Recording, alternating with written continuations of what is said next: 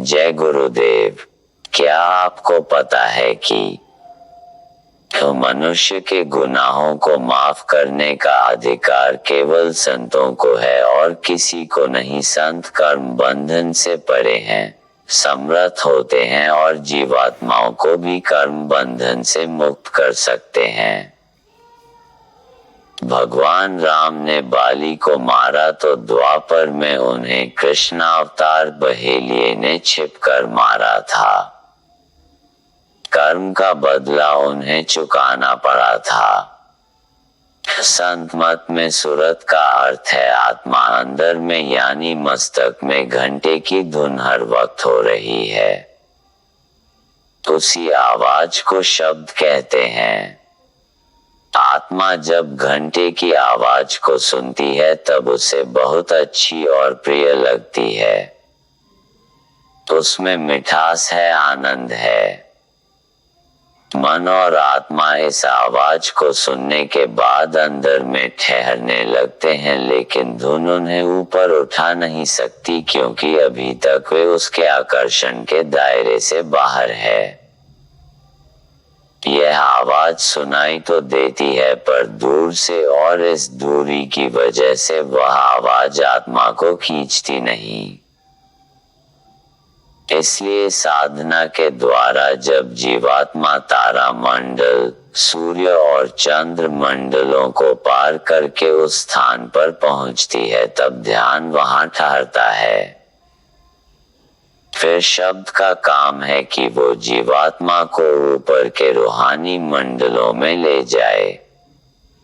परमार्थ की खोज वह कर सकेगा जो संसार से उदास होगा। जिसको परमार्थ की सच्ची चाह नहीं है वह तलाश नहीं कर सकता और तीरथ मूरत कर्म कांड में फंस जाता है। इन कार्रवाइयों में परमार्थ नहीं मिल सकता।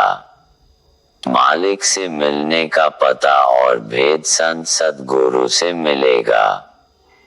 मालिक की भक्ति करना, गोया तन और मन को रेतना और पीसना है। केवल भक्त ही इस काम को खुशी खुशी कर सकते हैं। जो अभक्त है वह नहीं कर सकता।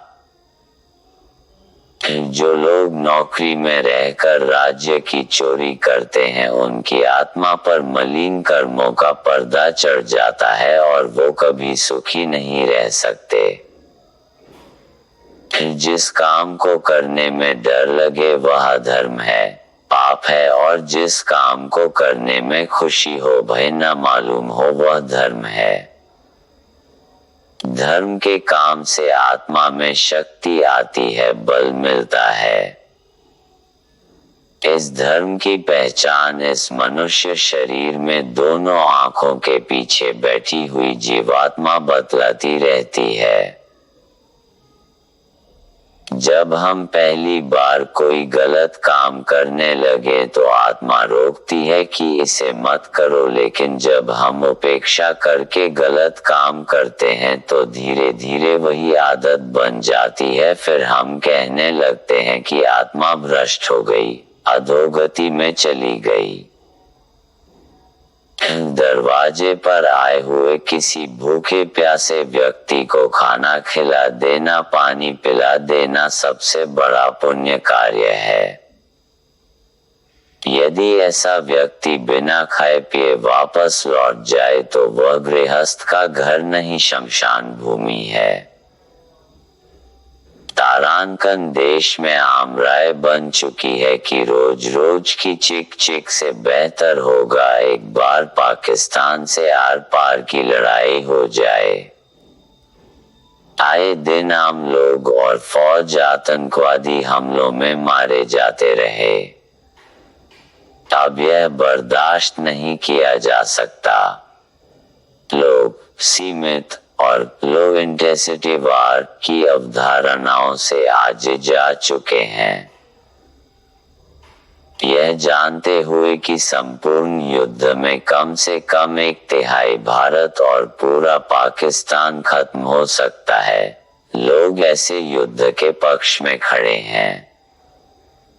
संतों की बीमारी उनके प्रेमियों के कर्मों की वजह से होती है।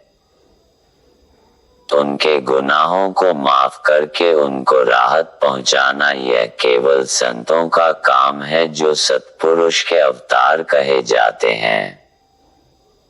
वैसे उनकी अपनी कोई बीमारी नहीं। उनका बीमार पड़ना और अच्छा होना उनकी मर्जी की बात है। ईश्वर के बनाए कानूनों को वो मिटते नहीं है, बल्कि लोगों के पाप कर्मों को अपने ऊपर लेकर उन्हें राहत पहुंचाते रहते हैं। संतों का हर काम राज से भरा होता है और उस राज को ईश्वर ब्रह्मा और पारब्रह्म भी नहीं जान पाते। तारांकन कलयुग जाने की तैयारी कर रहा है और सतयुग आने की तैयारी में है। दोनों की टक्कर में महाभारत होगा। धर्म की लड़ाई में द्वापर में 18 दिन लगे थे और कलयुग के अधर्म की लड़ाई में 18 सेकंड या मिनट लग सकते हैं। फिर विश्व की जनसंख्या बहुत कम हो जाएगी और 20-20 कोस पर चिराग दिखाई देंगे, ऐसा महात्माओं ने कहा है। अवतारी शक्तियां राम के लोक की, कृष्ण के लोक की, प्रकृति लोक की, स्वर्ग बैकुंठ लोक की यहाँ तैयार खड़ी हैं।